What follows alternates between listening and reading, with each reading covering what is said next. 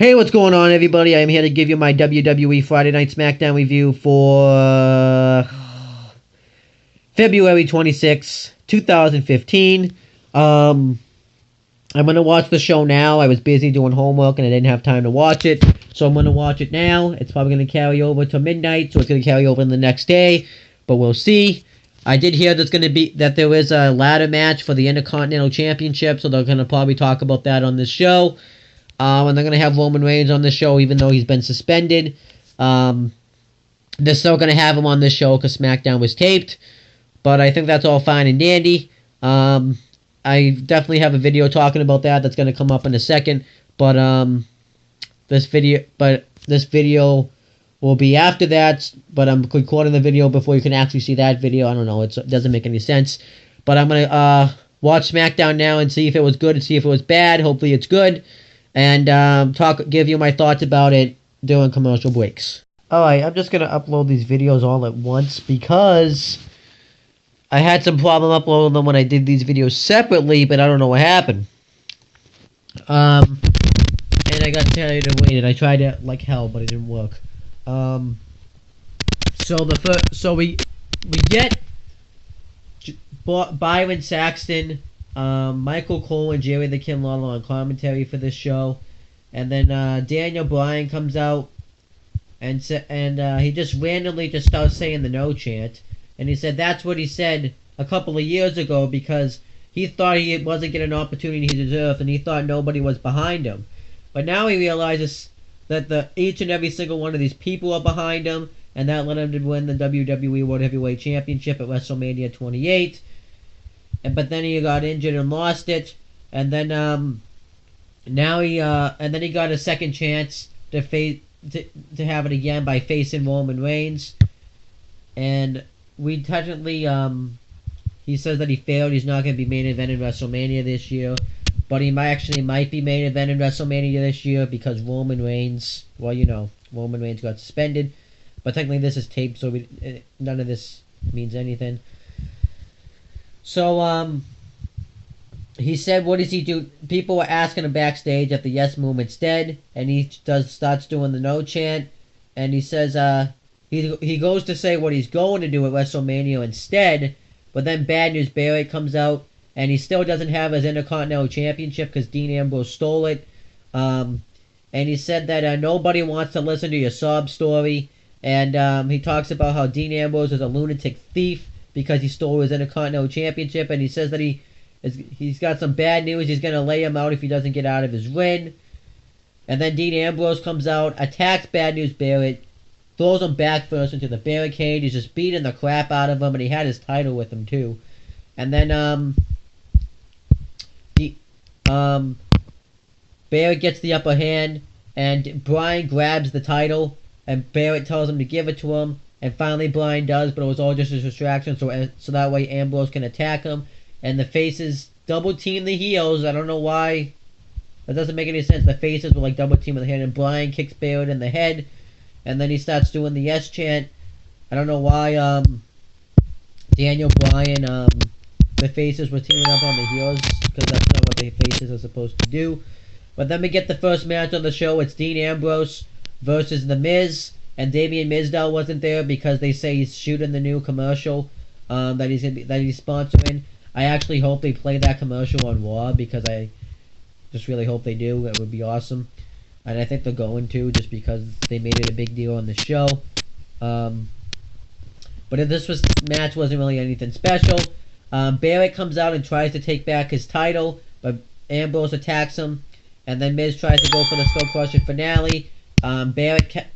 Ambrose counters, hits the rebound clothesline and the Dirty Deeds for the win, but then Barrett steals his title back, so now Barrett has his title back, and that's how this part of the show went down. I thought this part of the show was pretty good. I liked the segment with Bryan, and the Barrett and Ambrose stuff, and I liked the Ambrose Miz match and the storytelling there. They still haven't announced the IC title ladder match yet, so I wonder if they're going to do it very soon. Alright, so Bad News Barrett gets interviewed, and he said that now that he has that Dean Ambrose and Daniel Bryan can't hold a candlestick when they're in the ring with him, and that now that he has back his Intercontinental Championship, he is never going to lose it. He's never going to lose it. That's pretty much what he says. Then we get a match. It's Naomi with Jimmy and Jay, the Usos, versus Natalya with Cesaro and Tyson Kidd. Match was decent. I actually did like this match. Naomi does a cartwheel over Natalya and tries to roll her up, and Natalya kicks out. Naomi does like a head scissors in a submission move, and then Natalya counters it and starts spinning her around. That was cool. Then they both do high cross bodies to each other. Naomi kicks Natalya right in the injured leg from Raw this Monday, and then Tyson Kidd tucks on her. And then one of the Usos gets up with the apron and kicks him in the fucking face for no reason. He was just checking on his wife, and then he gets fucking kicked in the face. So then Cesaro tries to attack him, but then the other Uso kicks Cesaro in the face. And then Natalya's selling the knee injury.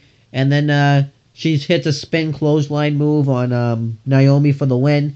So so I think Natalya is sort of a heel or a tweener, because she was that was kind of a heel move because she kind of faked the knee injury in a way, but I'm not really sure. But we'll see. This wasn't bad stuff. Alright, so now Rusev and Lana are out there cutting a promo, and Rusev talks about how this title is a symbolize of a champion. And Lana said that at Fastlane, pretty much Rusev crushed Cena. He destroyed him. He talked about how he was so hopeful, he never gave up, but then he ended up passing out. He slept on the job. I like that they said that. And then they say that Rusev is not going to face John Cena at WrestleMania. And Vladimir Putin wrote them a letter showing his admiration for not caving into the challenge. And then Rusev says that he is going to fight at WrestleMania, but he's just not going to fight John Cena, and he's going to destroy whoever he faces. And then Jack Swagger comes out and says that he's a coward. Says, "What are you afraid of, champ?" And says that he's going to kick his ass right now. And then he does the "We the People" line.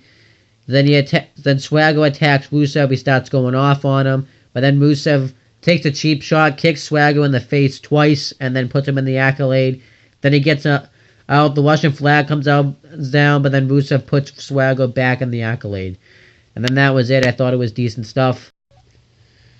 Okay, I just got done watching the show.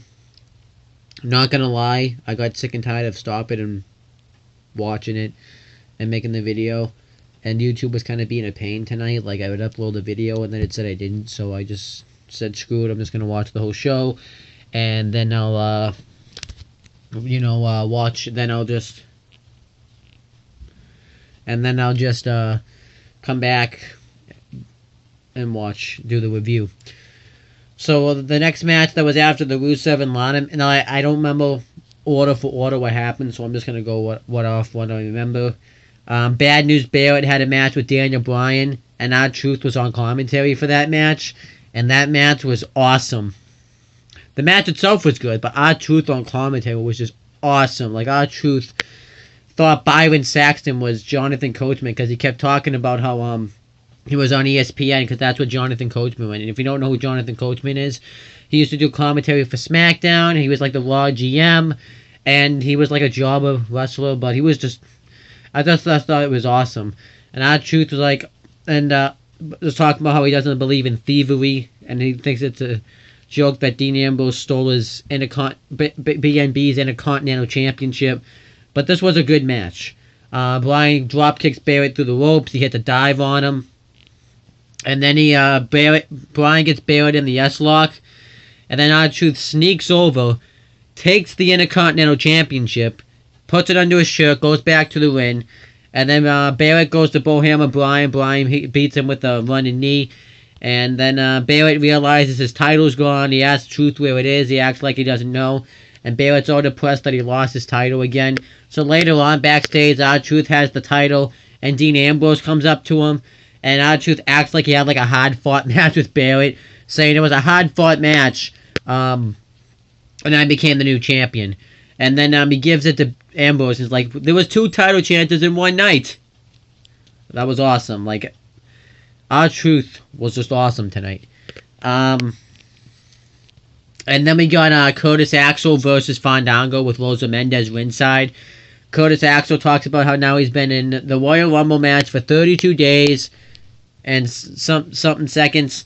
He screwed up his words though. He said, I think 7 hours and like 9 seconds and like 29 seconds. He screwed up his words though. He said 32 hours. And then Michael Cole screwed up and said that Fandango was facing Fandango. But Fandango beats Curtis Axel with the leg drop. And we find out Fandango is going to be in the Andre the Giant Memorial Battle Royal.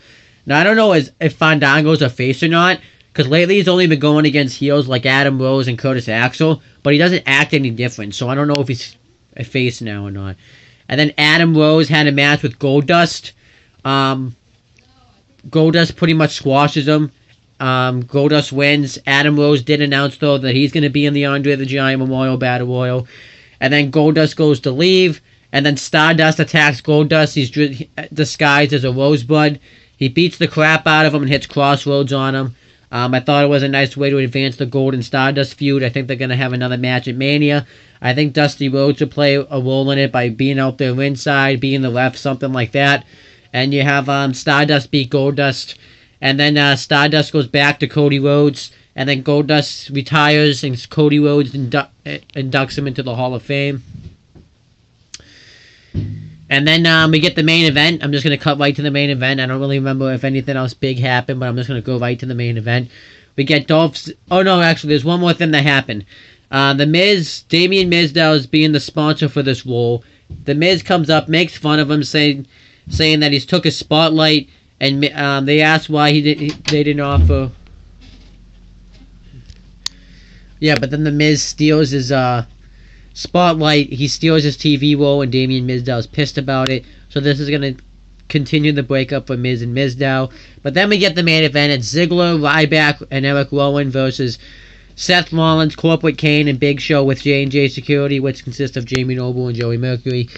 This was a good match. The Authority dominates Ziggler for a while. And then Ryback gets the hot tags. That's going off on Rollins. He's going to double show shock both Rollins and one of the security members, but I couldn't see who it was. But Big Show big boots him in the face. Eric Rowan knocks Big Show outside the ring. And then Seth Rollins goes to go off the top, but Ryback goes for the shark shot, but Kane tries to choke slam him, and then Ziggler hits a zigzag on Kane. Rollins throws Ziggler outside the ring, super kicks Ryback. Goes for the curve stomp, but Eric Rowan throws is beating up J&J Security, and then distracts Rollins long enough for Ryback to hit the Miho clothesline and shell shocked for the win. And the face team goes over, and that was about it. To be honest, SmackDown was actually a pretty decent show. The 6-man tag team match was a pretty good match. The stuff with R-Truth was awesome, and Barrett and Ambrose, and the match between Bryan and Barrett was pretty good. And Roman Reigns had an interview, too, I forgot to mention. And it kind of means nothing. He said he's going to go on and beat Lesnar for the title at Mania. But it means nothing since he's suspended. But yeah, I hope they do more with building up to Mania, because I wonder what's going to happen on Raw. Because they didn't announce who's going to be in the 6-man ladder match for the IC title. It's going to be Barrett, obviously. I think it will also be Dean Ambrose, R-Truth, Dolph Ziggler, and somebody else. I'm not really sure who. Maybe Luke Harper and maybe somebody else. I don't know. But that's pretty much it, guys. I'll be back to do my another review at some point in time. See you later, and subscribe. One thing I forgot to mention that happened on SmackDown this week was Bray Wyatt cut another promo talking about The Undertaker and how he wants him to accept his challenge at Mania. He says he's afraid of him and tells him to find him again. And he says he's like... not just a man, he's something, I forget the word he said, but that was about it. I just wanted to make sure I mentioned that because it was on my mind and it bugged me. But that's pretty much it, guys. Subscribe, do all that.